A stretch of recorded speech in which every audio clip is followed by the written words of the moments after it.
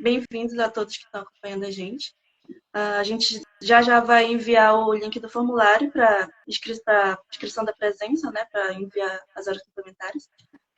Hoje a gente vai fazer a live de dois filmes, vamos falar sobre dois filmes, que é o Vozes Negras e o Rio Negro. Eu vou falar um pouquinho a sinopse dele, para quem não conseguiu ver o filme, começando pelo Vozes Negras.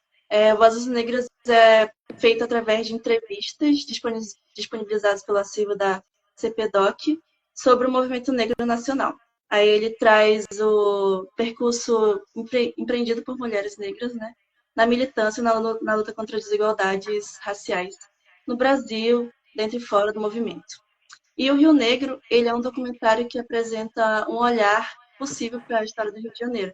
Ele assenta a presença e a contribuição da população negra na origem de origem africana, na formação da cidade, com a sua cultura, contribuição da cultura e tudo mais. E a partir de entrevistas e amplo material de arquivo, a narrativa busca mostrar como a população negra forjou trajetórias individuais e laços comunitários entre as cidades diásporas marcadas pelas disputas em torno do projeto civilizatório que aconteceu das elites brancas. E, enfim, vocês querem se apresentar? A gente pode começar com a professora Iolete. Olá, eu sou Iolete, professora da Faculdade de Psicologia da UFAM, sou psicóloga e atuo na graduação e nos programas de pós-graduação em Psicologia e Educação, e atualmente também sou a coordenadora do projeto Enegrecendo a UFAM. Perfeito. E Vitória? Oi, meu nome é Vitória. Tá dando microfone. A gente tá uma do lado da outra. Mas meu nome é Vitória Miranda, eu sou indígena Pancararu, sou uma mulher negra, sou estudante de psicologia e também coordeno a Enegrecendo a UFAM junto com a Iolete. Perfeito. A gente pode começar falando do Vozes Negras, que é o curta-metragem. Como esse curta atravessou vocês? Assim, quais os pontos principais que vocês desejam destacar do filme? Assim, podem comentar. A mim, a questão que chama mais atenção é o destaque em relação à trajetória de mulheres ativistas, porque quando a gente estuda a história dos movimentos sociais, nós encontramos também questões de gênero que atravessam a construção desses movimentos, com alguma expressão de machismo também no interior desses movimentos, que muitas vezes colocam as mulheres numa posição de invisibilidade, mesmo elas assumindo um protagonismo importante na liderança desses movimentos, né? E aí o fato do documentário trazer a referência, né, a informação, a contribuição das mulheres, né, eu acho que é de suma importância, porque a gente vive, né, essas hierarquias de gênero em todos os espaços, né, inclusive nesses movimentos que são movimentos que buscam afirmar direitos, né. Então é importante dar visibilidade para a contribuição delas. Isso foi o que me marcou ao assistir o documentário. Perfeito. E Vitória? O que me marcou, né, nesse comentário, eu acho que a gente deve ressaltar como que a interseccionalidade, né, ela está presente em vários contextos, em vários tipos de situações, que a interseccionalidade, né, para quem não sabe o que é esse conceito, eu tô me ouvindo. Esse conceito, basicamente... Peraí, só baixar o som. Pronto, Agora vai dar certo. A interseccionalidade é um conceito em que as identidades, né, elas somam em uma pessoa. Ou seja, você não é vista só porque você é uma mulher, ou só porque você é uma mulher negra. As suas identidades, as suas características, elas todas estão juntas, interligadas e te afetam de uma maneira diferente. Seja pela sua classe, pela sua raça, pelo seu gênero, pela sua sexualidade. A gente pode tentar imaginar como tranças, né? Tipo, todas são diferentes mechas, mas unidas em uma só. Então, uma pessoa ela é composta de várias identidades. E a gente vê essa questão do machismo presente também nesse cenário da população negra, de conquista de direitos, de movimentos, de como que elas foram participativas em tudo isso que a professora Leti falou. Elas foram pontos importantíssimos para várias conquistas que a gente tem hoje, né? Fora que a participação delas nesses movimentos já é um ato revolucionário, né? Porque a questão da mulheridade na época era mulher, né, mulher branca, que é dona de casa, cuida de filhos. E elas, só por elas serem mulheres negras, que o corpo delas é algo político, já vai contra a regra, elas também participam, lutam e conquistam coisas nos movimentos, na literatura e em tudo que a gente tem como inspiração hoje, né? É muito legal falar disso, quanto que elas foram transgressoras nisso. E o fato de que elas inspiram pessoas e mulheres, principalmente nós, mulheres negras, até hoje. Elas se influenciam entre si, que no documentário uma das coisas que eu mais gostei foram, enfim, mulheres incríveis que eu me admiro, falando que queriam ser a Lélia Gonzalez, assim. E eu fiquei, meu Deus, para mim vocês são duas divas e loucura pensar que uma inspiração minha se inspira na outra inspiração minha. E eram pessoas que estavam próximas, estavam perto. Então é muito legal ver quanto que essa luta ela gera uma onda, né? Ela vai reverberando por todas as mulheres e vai cativando e vai indo essa força, né? E continua até hoje. Então acho que foi isso assim por início. Perfeito. O filme ele traz, né, a forma como o movimento negro unificado trabalhou, né, desde quando ele surgiu, a importância dele, e ele também ajudou a desconstruir esse mito da democracia racial que existia antigamente, que a ditadura militar quis construir essa ideia de que não havia racismo no Brasil. É claramente um mito. Vocês querem comentar um pouco como foi esse processo que o filme traz, principalmente no século passado, quando começou o movimento? Eu acho que hoje a gente tem assim, uma série de referências em vários espaços, né? Pessoas em várias áreas de atuação profissional, campos de produção do conhecimento, cultura, arte. Tem muitas pessoas negras ocupando esses espaços, ainda que não seja, né, em uma quantidade suficiente. Mas se a gente pensa há muito pouco tempo atrás, 10 anos atrás, a gente não encontraria essas referências. Se a gente volta 20 anos atrás, menos ainda. Então, essas mulheres que construíram o movimento negro no Brasil, elas enfrentaram um ambiente de muita resistência, um ambiente social, né, que buscava anular a contribuição delas, né? Então, uma exigência de uma força para a luta muito maior do que a gente precisa hoje ter para fazer a resistência no momento atual. Então, conhecer essa trajetória delas, né, e identificar que contexto histórico, político era aquele, nos faz, né, ter muito mais disposição para as lutas que a gente ainda precisa travar hoje. Obviamente, a cada geração, algumas conquistas vão se dando, né? Eu, por exemplo, estudei num momento onde não havia cotas no ensino superior. Então, eu não usufruí da política de cotas. Hoje, eu já trabalho num ambiente acadêmico onde grande parte dos estudantes, né, que estão na sala de aula onde eu trabalho são beneficiários da política de cotas. Então, a gente observa já o fruto dessas lutas do passado, né?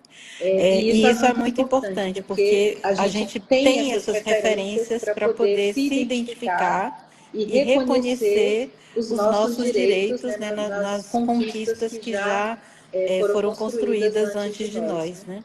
E também a gente já tem uma possibilidade maior de conhecer a nossa história, né? Como as pessoas sempre falam, os nossos passos vêm de longe, a gente não anda só, né?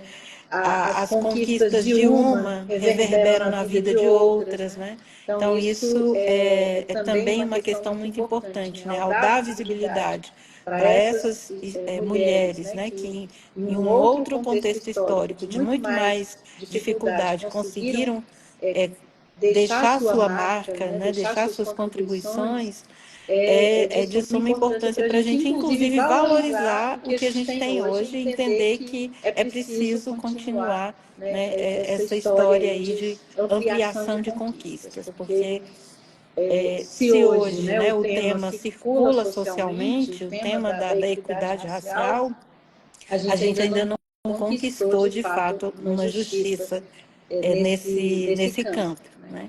A gente já tem conquistas, já tem avanços, mas precisa mais.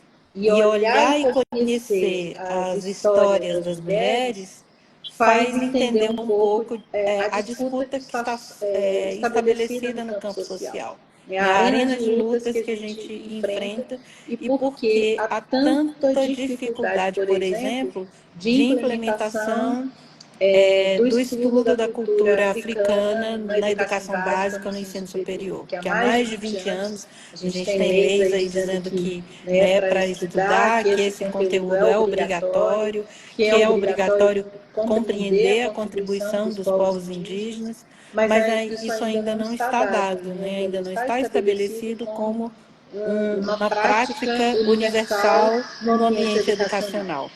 Então, reconhecer conquistas e reconhecer o que ainda precisa ser feito, né? Nos inspirando nessas referências que nos antecederam.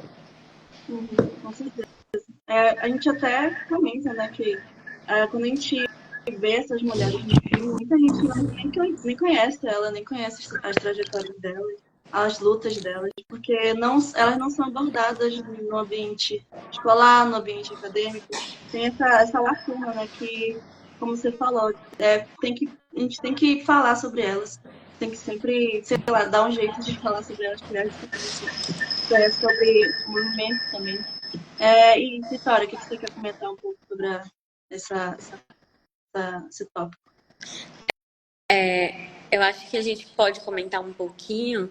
Eu penso muito como que o Brasil ele conseguiu ser visto e ainda é muito visto hoje em dia como o paraíso racial, né? Que aqui não tem racismo, aqui não tem preconceito, somos todos felizes, miscigenados e a vida é perfeita aqui é o céu. E isso foi um modelo que era imposto mesmo, né, para as pessoas de fora, de outros países, verem o Brasil com outros olhos. Mas a gente sabe que isso tudo foi uma grande mentira. Mas, infelizmente, esse discurso ele ainda prevalece hoje em dia, né? Principalmente, agora a gente está vendo muitos debates em locais de prestígio, por exemplo, na Globo, nos canais do YouTube, você tem acesso mais facilmente a isso. Mas mesmo assim, ainda é algo que se perpetua, né? Principalmente pelas pessoas mais que têm mais idade, né? Falam, mas aqui não tem racismo. Ou a gente vê muito pessoas negras reproduzindo, né, racismo como uma forma de se proteger, como uma forma de se distanciar dessa negritude.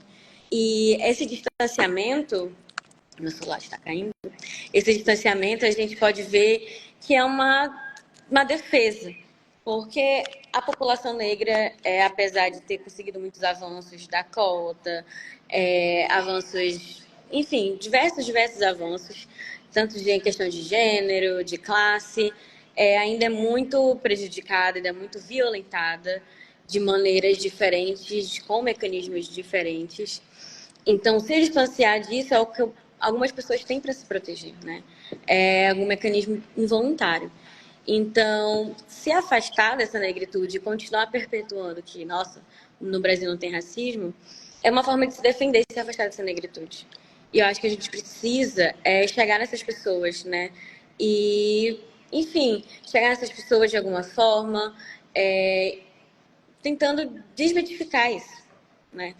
Porque esse mito da democracia racial é um tipo de violência também. Você esconder as suas raízes, esconder quem você esconder tudo aquilo que vem dos seus antepassados.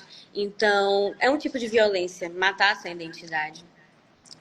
E eu acho que essa questão que a Prof. Alete falou, de se inspirar, é uma das formas que a gente tem para quebrar esse ciclo. Eu comecei me inspirando em muitas mulheres negras da minha família. Agora na faculdade me inspiro com professoras, me inspiro com colegas que estão comigo, por exemplo, aqui na Enegrecendo. Eu acho que além de um coletivo, nós nos inspiramos uns aos outros. E isso é uma forma de resgatar a negritude, né? Quando a gente vê uma pessoa negra agindo, uma pessoa negra em um local de prestígio, uma pessoa negra assumindo quem é, né? Uma pessoa negra só por existir, isso causa uma pequena revolução na gente. Nem que seja muito, nem que seja pouco, mas causa. Então, é muito lindo como que essa circularidade ela vai acontecendo naturalmente. E quando você está em quilombos, quando você está em grupos, em coletivos, essa identificação e inspiração, eu acho que é uma forma bem válida, né, da gente ir contra essa correnteza. Com certeza. E você citou o Enegrecendo, né? A gente falou dessa falta que tem de abordar essas temáticas na universidade. Vocês querem comentar um pouco sobre o coletivo?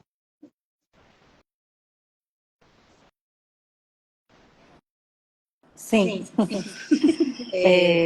Só fazer referência a uma outra questão antes de falar do Enegrecendo, Uhum. que é o fato de que a gente também precisa conhecer as peculiaridades do feminismo negro amazônida.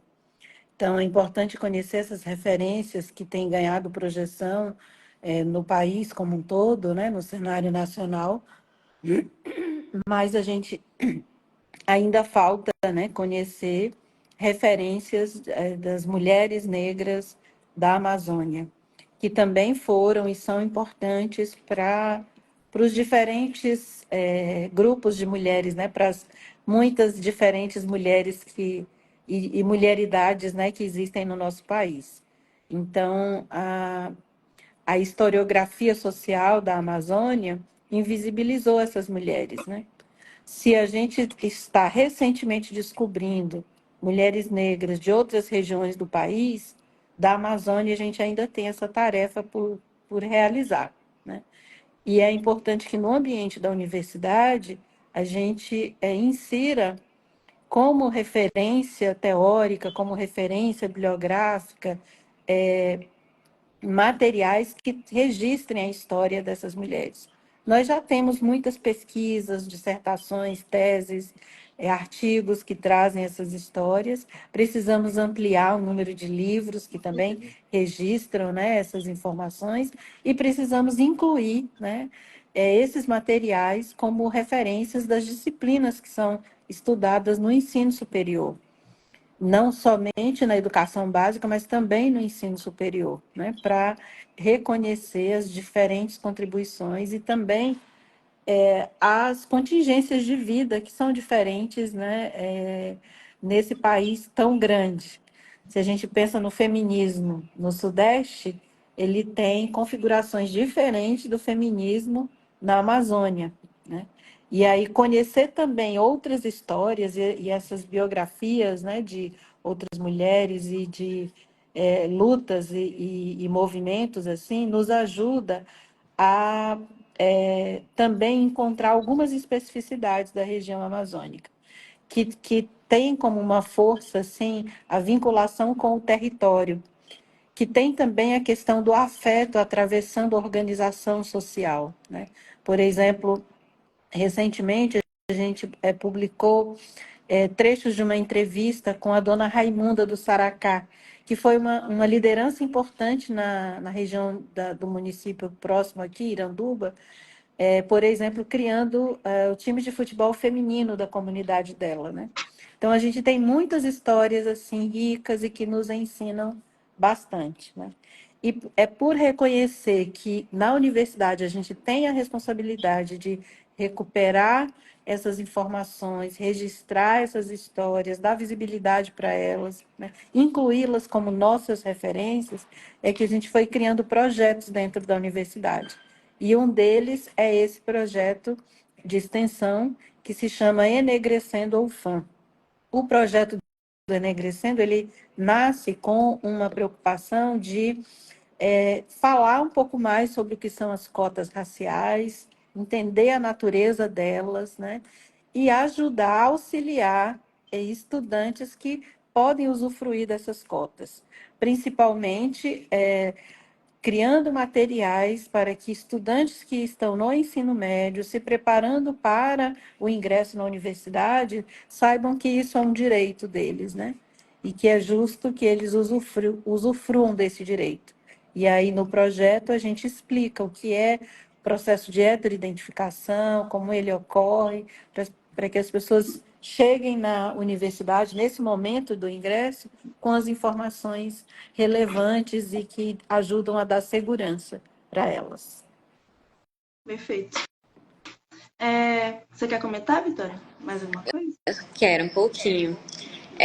A Enegrecendo, ela surge, né, nessa questão que a prof falou, e além dele ser acho que um projeto incrível quando a gente implementa, quando a gente vai nas salas de ensino médio, ensino fundamental, e fala sobre as cotas raciais, fala sobre questões raciais, né, a gente trata diversos tipos de assuntos, eu acho que é uma forma de Sankofa, né, que é o nosso símbolo aqui da Enegrecendo, que Sankofa fala que não há problema a gente voltar no passado para mudar nosso presente e ressignificar nosso futuro, né?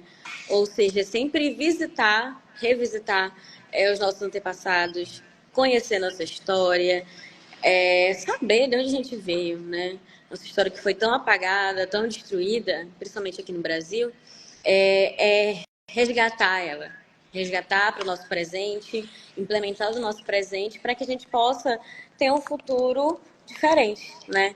E diferente, com mais inclusão, que as pessoas negras consigam ter direitos, parem de ser violentadas de todas as formas. Então, o Sankofa, ele é esse provérbio, né? É o que a gente carrega na Enegrecendo. E eu acho que é muito gratificante quando a gente vai nas escolas, né? E, enfim, faz a nossa atividade, nossas brincadeiras. Quando é turma do ensino fundamental, a gente faz um tipo de brincadeira e envolve questões raciais no meio.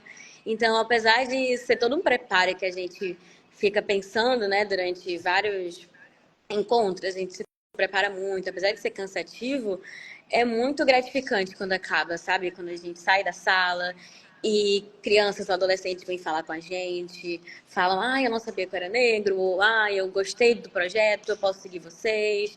E é muito gratificante quando vem uma criança, duas, ou quando as pessoas nos seguem, porque a gente sabe que a nossa mensagem chegou pelo menos em uma pessoa, né? Chegou uma pessoa que sabe mais um pouco da história das pessoas negras no Brasil, sobre a identificação, sobre cotas, sobre que sim, ela pode estar numa universidade, ela pode cursar um curso, ela pode almejar, né, uma vida acadêmica, porque para muitas pessoas, crianças e adolescentes do ensino médio, isso era o que nem passava pela cabeça, né?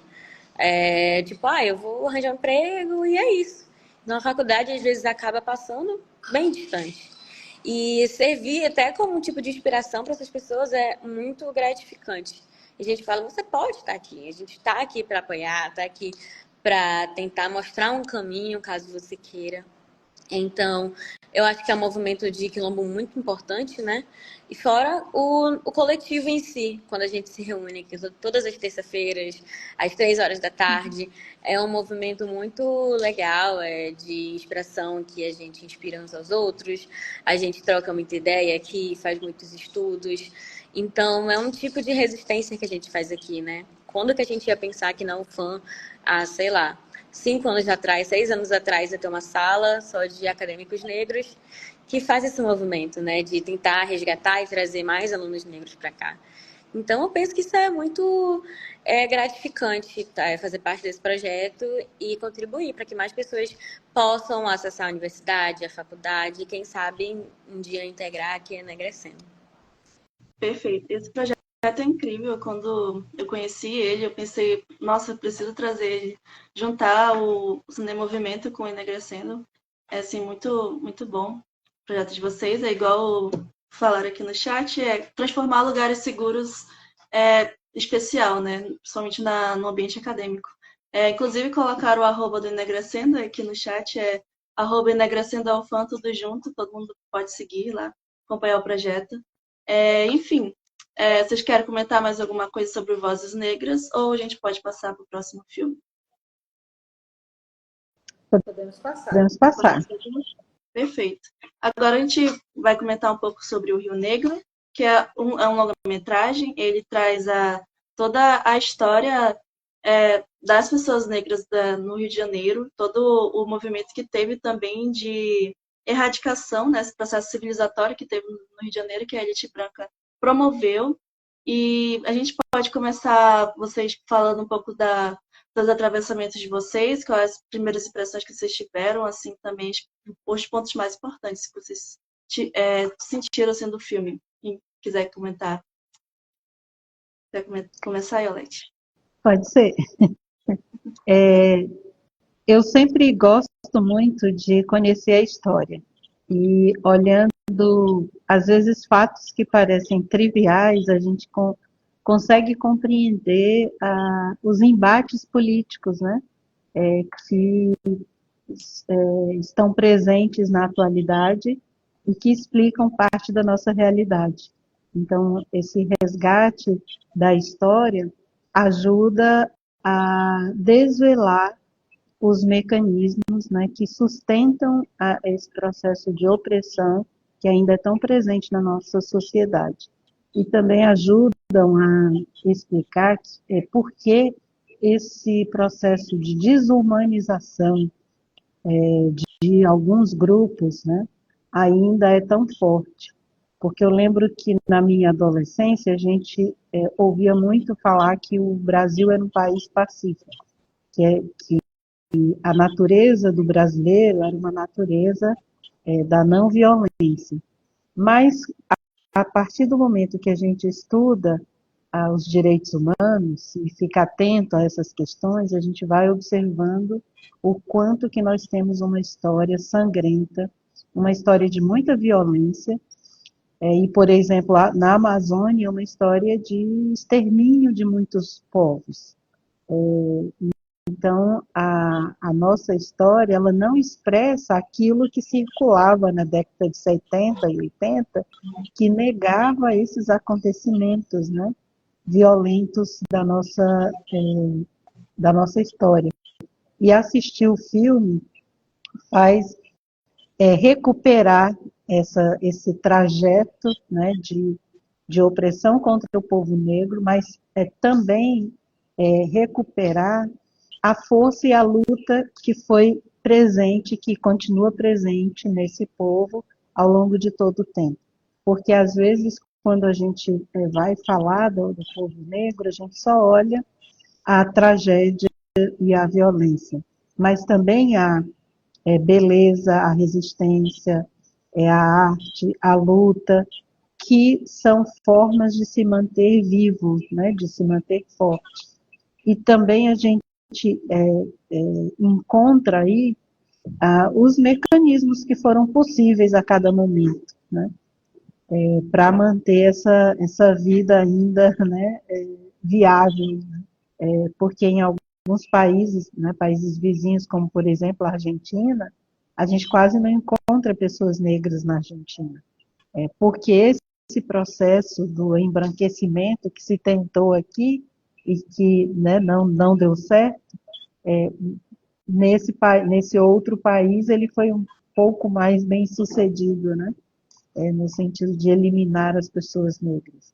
E olhar a história, né, no caso do Rio de Janeiro, faz lembrar a força do povo negro, faz lembrar que a gente precisa lutar por reparação, porque a história, além dela não ser contada de uma forma honesta, justa, né, ela demonstra, né, o quanto que foi usurpado desse povo, ao mesmo tempo que foi esse povo que construiu esse país, que com sua força de trabalho, né, ajudou a construir essa nação.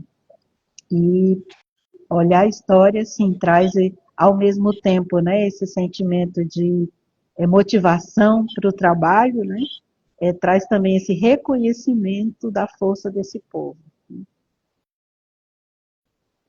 Vitória? Ver esse filme foi muito inspirador para mim, como a Prof disse agora, né? E eu tive a oportunidade recentemente de ir para o Rio, então é muito legal conhecer um pouco mais a história dos locais que eu já visitei e que estão aqui no Brasil, né? Saber, nossa, o que aconteceu aqui há alguns anos atrás, como que é, a revolta do povo negro em, sabe, em não deixar mais ser visto como uma coisa, como nenhuma pessoa, né? Ser desumanizado, como essa força ela conseguiu conquistas e feitos tão importantes, tão inspiradores para hoje em dia. Fora isso, eu acho que, como a prof disse, a gente sempre pensa que a história do povo negro é só violência, tortura, sofrência e, enfim, coisas ruins. Mas uma coisa que eu gostei muito nesse documentário é que eles deixaram bem explícito como que a articulação desses movimentos, dessas revoltas, eram incríveis e impecáveis. Porque sem uma construção de um coletivo potente e bem articulado, como eles tiveram, eu acho que isso não seria possível. Né? Não é possível nenhum coletivo, enfim, prosseguir desse jeito, conseguir conquistas tão importantes se não estiver bem articulado, bem definido os cargos, as funções, as estratégias. E a população negra, quando foi fazendo a revolta da Chibata, enfim, todas essas conquistas e revoltas a partir da libertação dos escravos, né? Foi incrível, foram feitos incríveis, que inspiram a gente, né? A gente vê como que eles tinham uma tecnologia de comunicação, uma tecnologia de fuga, toda uma estrutura e um mecanismo para que isso acontecesse, que isso funcionasse. Então, isso é muito inspirador, porque a gente pensa, cara, enfim, eles estão em uma posição totalmente ruim, uma situação muito violenta, eles conseguiram feitos e, enfim, deram a cara a tapa e lutaram, sabe? Eu acho que é importante isso. É porque vê o seu povo querendo ser livre. Então, essa luta, essa força, é muito legal ver esses tipos de documentários porque inspiram a gente. Porque não é fácil estar numa linha de frente de ativismo, né? Não importa qual seja na política, seja na universidade, seja em algum tipo de cargo de trabalho, porque a revolução enfim, a luta, ela pode acontecer em diversos âmbitos, né? Basta você saber hackear bem o sistema e implementar, tipo, não, vão ter pessoas negras aqui sim. Não, a gente vai falar sobre esse assunto sim. Por que não pode falar, né? Trazer o povo negro, todas as nossas especificidades que foram apagadas à tona. Então, isso pode acontecer enfim, qualquer ambiente que você possa imaginar. Na escola, na rua, na novela, na mídia, na música. Então, estar na frente disso, às vezes, é cansativo. Né? É cansativo você receber vários nãos, é cansativo você receber portas fechadas na sua cara, é cansativo entrar de embate nisso, né? É cansativo. Então a gente tem que arranjar estratégias para conseguir recuperar nossas energias. Então, por isso que estar em coletivo, eu trago a Enegrecendo de novo como exemplo, é muito importante. Porque cada um tem o seu corre, mas cada um está lutando por um ponto específico. E a gente vai se inspirando, vai dando força uns aos outros. Isso é muito importante. E ter esse tipo de documentário, ter esse tipo de trabalho resgatando a memória é muito importante ainda. Porque a gente se inspira, né, conhece um pouco mais a fundo, né, o que realmente aconteceu. Não é aquilo que mostram na escola, tipo, teve isso, teve guerra e aconteceram isso. Não, bora entrar mais por dentro, bora saber como a população negra estava se arquitetando, estava se articulando, como é que viviam essas famílias, esses quilombos, como é que eles conseguiram fazer o Rio de Janeiro um quilombo a céu aberto, né? Tipo, olha que tipo de maestria num coletivo, né? A ponto de fazer isso. Na luz, na cara de todo mundo, temos um quilombo a céu aberto. Então, para mim é muito inspirador. Eu vi esse filme sair com uma energia um pouco renovada, assim, sabe? No final de ano, depois de tudo que a gente viveu, assim, né? Os acontecimentos do ano que foram nacionais, até mesmo aqui na Negrecendo, na universidade, tudo, a nossa vida inteira. A gente chega no final do ano e fica, meu Deus, estou cansado. esses pequenos vídeos, esses pequenos pontos de apoio nos dão um pouco de energia, né, para ir continuando. Nossa, que legal que você se sentiu assim vendo o filme. Ele também, além dele trazer essa história aprofundada que a gente nunca vê assim na escola, por exemplo, a gente só vê mais a parte da revolta dos marinheiros e tudo mais. E além dele trazer essa parte mais aprofundada, que até eu gostei muito achei muito interessante os túneis, né? Que eles citaram os túneis também que eles usavam para se articular. Eles também trazem um pouco da formação da cultura carioca, que também depois nacional, como através da música, do samba, as próprias religiões de matriz africana. Vocês querem comentar um pouco sobre esse tópico que eles trazem no filme, da cultura? A gente tem muitas contribuições, né, do povo negro na nossa culinária, na música, nas artes, né? A questão estética também tem muito da presença, que nem sempre é reconhecida, né? Nem sempre se atribui e se associa a uma contribuição do povo negro.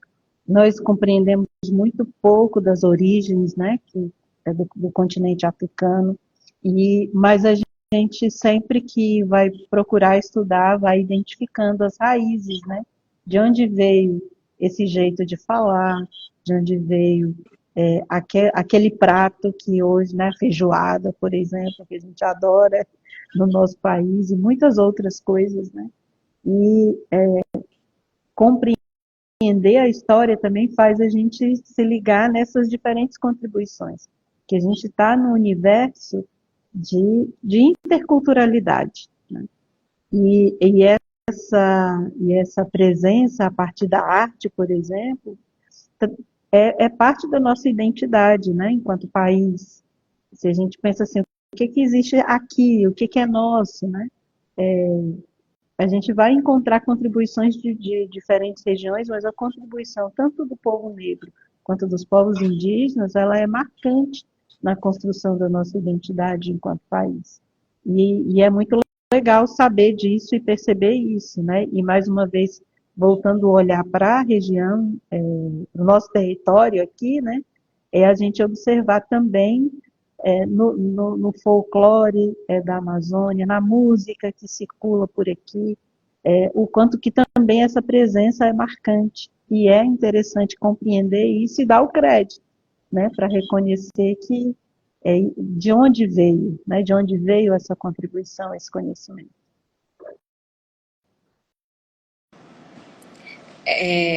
Também é muito importante que eles deixam, né?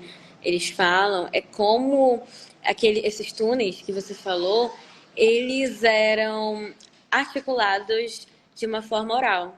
Ou seja, não tinha nada escrito, não tinha nenhum registro, era tudo oralmente.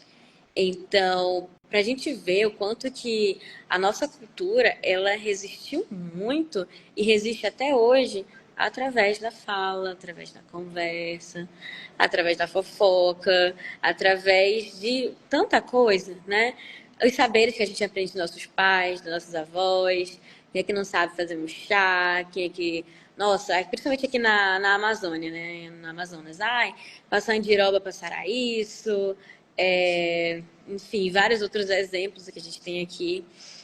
Então, a nossa cultura ela é muito passada através da fala, da música, da dança. Isso são saberes tão ricos, tão estimulantes que, enfim, muitas pessoas pensam, né? Ai, nossa, não tinha tecnologia. Enfim, tentam menosprezar as conquistas das populações negras, mas, cara, a gente tinha um tipo de mecanismo tão simples, mas tão poderoso que é a fala, né? Então a gente tem que pensar, né? Tipo, cara, coisas tão simples. A população negra naquela época conseguiu transformar numa arma poderosíssima para conseguir resistir, ter esse aspecto de resiliência, né? De lutar contra toda essa, enfim, essa hegemonia branca que queria apagar as pessoas negras e indígenas do Brasil. Então, eu acho muito legal esse poder da fala, e principalmente quando ele vem das nossas famílias. Por isso que é muito legal a gente, sei lá, sentar um dia, perguntar para o nosso pai, para nossa mãe, para nossa tia, para o nosso irmão, e falar, ai, não sei. A gente, inclusive, na Grecena, a gente gosta de fazer, às vezes, uma dinâmica que é: de onde veio o seu nome? A gente pergunta das crianças ou dos adolescentes. Você sabe de onde veio o seu nome? E é muito legal quando alguns alunos sabem a origem do seu nome. Tipo, ai, meu nome é, sei lá, Maria, porque a minha avó se chama Maria, e daí minha mãe quis homenagear, quis continuar a linhagem, ou porque é o nome de uma flor, enfim. E tem outros que não sabem a origem do seu nome. E a gente pensa, nossa, que a origem do nome tem a ver? É que mostra um pouco da sua ancestralidade, né? Mostra quem você é, o seu nome, né? E o que você constrói a partir dele. Então é muito bonito isso, a gente fazer esse exercício, porque também gera uma pergunta para esses adolescentes, para essas crianças, tipo, de onde que veio meu nome? Por que veio esse meu nome? Então, visitando a escola novamente, alguns falaram, eu perguntei da minha mãe, do meu pai, e meu nome é assim, porque isso e aquilo, porque aconteceu uma coisa da minha família, e quiseram homenagear. Então, isso é um pequeno exercício, uma pequena conversa que a gente já descobre muita coisa. E a partir disso pode deslanchar uma conversa a partir da sua família, né? É muito legal a gente saber histórias dos nossos tios, dos nossos avós, porque com isso a gente vai resgatando a nossa ancestralidade.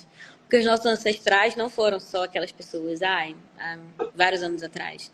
Nossos ancestrais estão aqui com a gente agora, às vezes. Pode ser a nossa mãe, pode ser nosso pai, nosso irmão, nossos vizinhos. Nossos vizinhos também podem fazer parte dessa estrutura familiar. Então, é a fala, é simplesmente a fala. A fala tem poderes inalcançáveis do que uma simples conversa, uma simples fofoca. A gente pensa que não, enfim, não tem poder nenhum, mas pode ter uma estrutura mais revolucionária, né?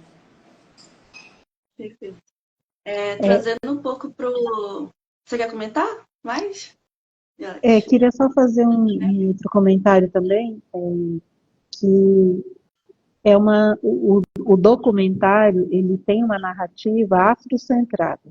Então, quem fala são pessoas negras e trazem, né, os seus olhares, né, com suas singularidades para a construção da história que está sendo narrada ali. E isso é muito importante, porque no audiovisual há uma predominância do norte global, né? E a gente precisa também ter contato com outra forma de construir o audiovisual. Então, ter um documentário que tenha como referência, né, pessoas negras, dirigido e produzido a partir, né, do diálogo com pessoas negras, é um diferencial também, né? Porque aí você tem uma outra forma de contar, e uma forma de contar que é impregnada por afeto, que é diferente, né, de só um estrangeiro estar contando essa história. E aí, isso que a Vitória estava falando, né, que olhar também a nossa história individual, do nosso núcleo familiar, também é importante para reconhecer as nossas raízes, né, e a nossa identidade. E entender, né, e se enxergar como pertencente a esse território, né?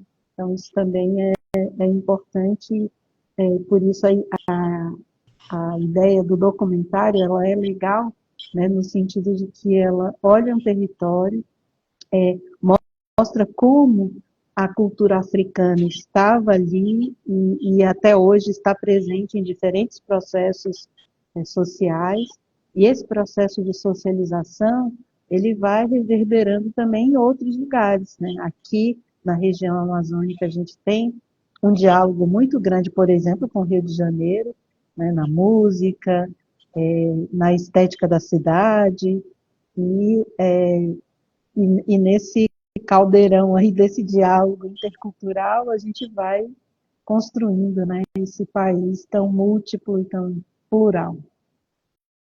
Eu ia puxar esse gancho mesmo daqui para o nosso, olhando para o norte, né, olhando para a Amazônia, que vocês já falaram bastante da influência e também de pessoas, personalidades negras muito importantes daqui. Vocês querem comentar mais um pouco de outros coletivos, de outras pessoas importantes daqui? Você, inclusive, Vitória, você faz parte do coletivo Jabuti, né, da Ballroom. Se quiser comentar também um pouco, que é muito importante essa cultura que vem das pessoas negras também. Se quiser agora falar um pouco sobre.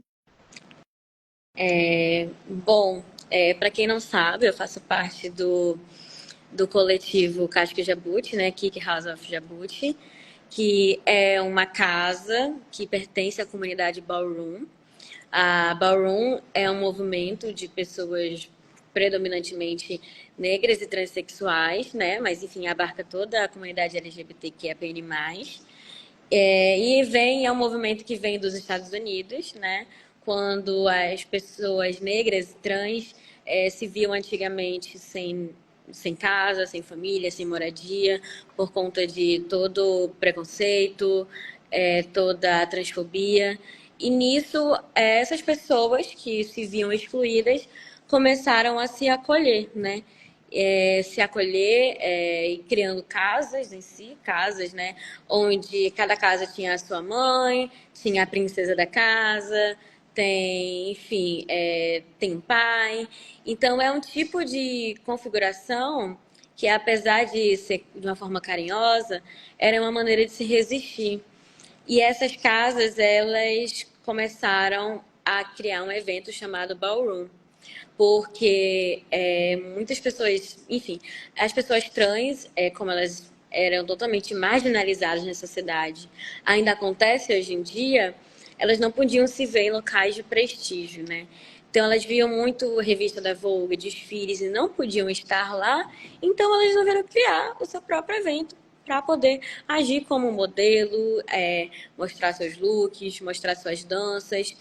Então, a Ballroom é um evento, né, que tem essas competições de melhor look, melhor Vogue Femme, melhor Face, tem várias categorias.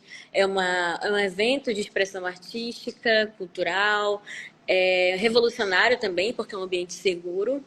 Então, esse movimento surgiu nos Estados Unidos, chegou no Brasil, e aqui em Manaus ele começou a ganhar força em 2019, através da Simas, né, que ela é a pioneira aqui de Manaus, que trouxe o movimento Ballroom. Ela foi para, se não me engano, para Minas Gerais, Belo Horizonte, viu o movimento Ballroom e trouxe para cá. Então, desde 2019, a Ballroom ela existe aqui em Manaus.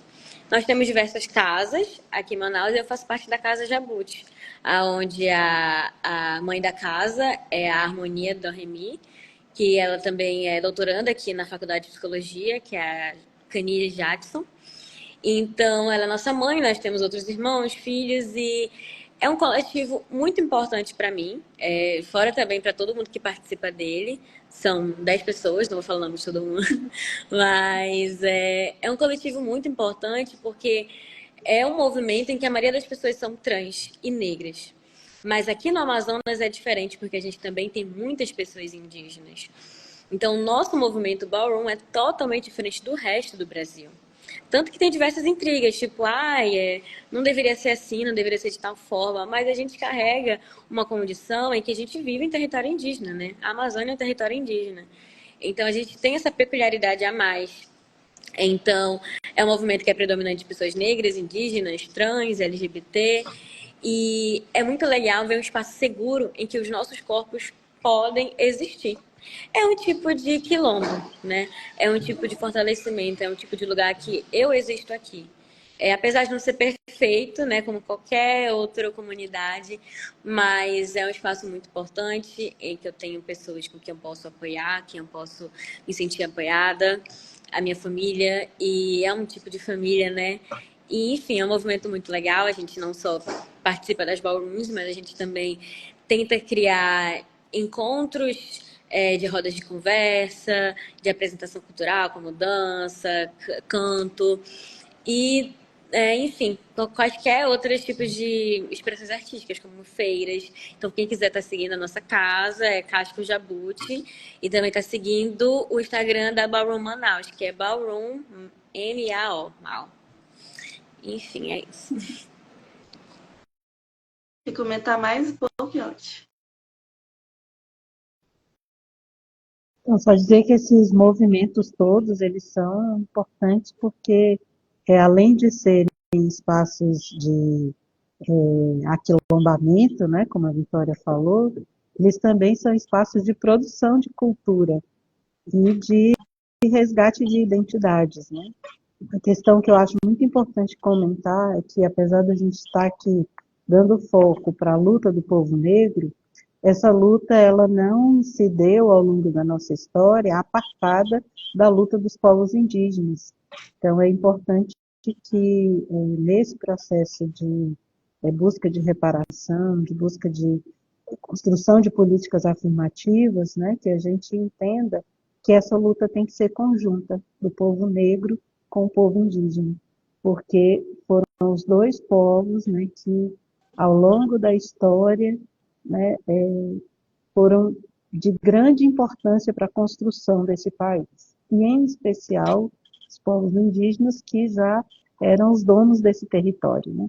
Então essa luta contra o racismo, ela não é uma luta contra o racismo somente contra o povo negro, mas ela é também uma luta contra o racismo, né, direcionado às pessoas indígenas. Por isso precisa ter essa conjunção de forças, né?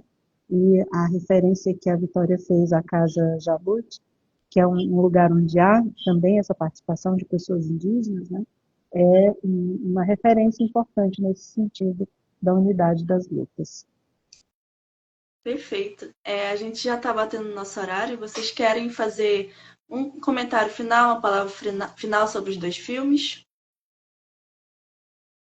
Só convidar as pessoas para assistirem, né, e circularem esse material, porque a gente precisa ocupar o espaço aí no audiovisual, né, de produções sobre os nossos povos, dando reconhecimento para uma produção, né, que tem o protagonismo de pessoas negras. Sim, também quero agradecer ao Espaço, ao Projeto Cinema em Movimento, que é incrível esse projeto. A todo mundo que assistiu, sigam nossos perfis, Enegrecendo ao Fã, Casca Jabuti, Cinema em Movimento também. E no mais é isso, gente. Obrigada. Muito obrigada pela participação de vocês. Agradeço vocês terem aceitado o convite. Sigam todo mundo, vocês que estão na live, sigam todo mundo no Instagram. Muito obrigado mesmo. Eu acho que o link da presença não está funcionando, então a gente vai postar um stories com o link. Aí todo mundo que participou entra no stories e clica no link para mandar lá seu nomezinho para você ganhar a hora complementar.